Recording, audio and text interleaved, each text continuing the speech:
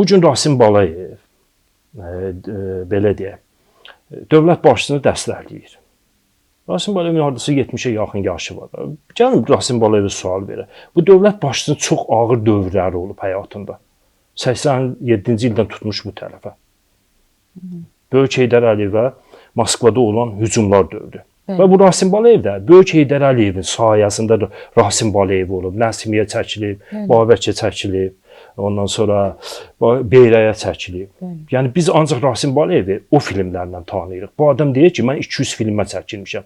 O 200 filmdə Rasim Balayevin oynadığı rolların hansını siz saya bilərsiniz o 3 filmdən başqa? Yoxdur. Hamının yaddaşında odur. Yəni Böyük Heydər Əliyevin dövründə bu adam belə deyək, inkişaf mərhələsinə qədəm qoyub. Çəkilib, amma yadda qalan bir şey olmayıb da. Yəni belə, bəli, razıyam.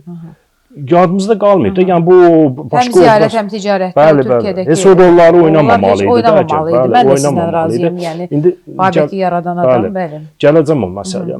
Bəs bu 87-ci ildə Böyük Heydər Əliyevə hücumlar oldu. Sən də Azərbaycanın ən tanınmış sənət adamlarından biri idin. Niyə Böyük Heydər Əliyevi müdafiə eləmədin? Sonra Heydər Əliyev döndü Azərbaycana 90-cı ildə. Heydər Əliyevə qarşı çox böyük hücumlar oldu. 90-93-cü ilə qədər. Və Rasim Balayev sən hardaydın? Niyə bir də durub Heydər Əliyevi, İlham Əliyevi müdafiə eləmədi? Sonra gəlirəm son dövrdə 2003-cü ildə.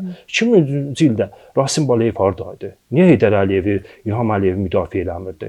Və gəlir son illərə dövlət başına, onun ailəsinə qarşı bu qədər hücumlar var. Rasim Balayev hardadır? Niyə sənət adamı kimi çıxıb?